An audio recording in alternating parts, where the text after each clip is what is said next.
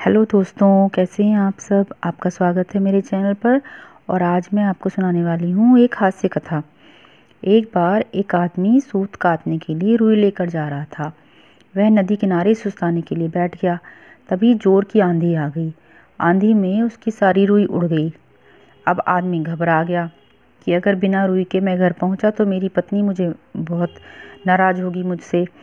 अब घबराहट में उसे कुछ सूझा नहीं कि क्या करूं। तभी उसने कुछ दूर एक खेत में किसान को चिड़ियों को उड़ाते हुए देखा। वह किसान बोल रहा था, फुर फुर। अब आदमी ने सोचा यही बोल दूंगा, और फुर फुर बोलता जा रहा था।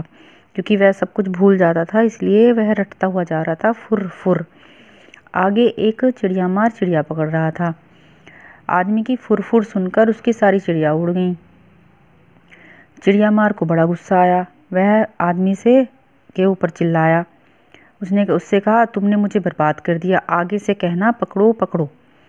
अब आदमी जोर से पकड़ो पकड़ो रटता जा रहा था। रास्ते में कुछ चोर रुपए गिन रहे थे। आदमी की पकड़ो पकड़ो सुनकर वे घबरा गए कि कहीं पुलिस तो नहीं आ गई। फिर उन्होंने देखा कि एक आदमी पकड़ो पकड़ो कहता हुआ आ रहा है।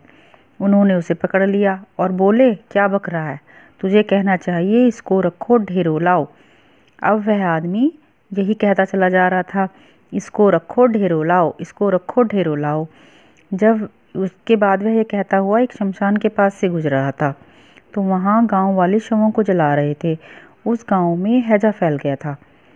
लोगों ने जब उस आदमी को कहते हुए सुना, इसको रखो ढेरों लाओ, तो उन्हें बड़ा गुस्सा आया। वे चिल्लाए, तुम्हें शर्म आनी चाहिए, हमारे गांव में हैजा फैला हुआ, इतना दुख है और तुम ऐसा बोल रहे हो। तुम्हें कहना चाहिए यह बड़े दुख की बात है। अब वह आदमी बड़ा ही शर्मिंदा हुआ। अब वह कहने लगा, यह बड़े दुख की बात है। कुछ देर बाद वह एक बारात के पास से गुजर रहा था। बारातियों ने उसे कहते हुए सुना, यह बड़े दुख की बात है, यह बड़े दुख की बात है। इतना सुनकर वे उसे पीटने लगे। बड़ी मुश्किल से उस आदमी ने सारी बात बताई और अपनी जान बचाई।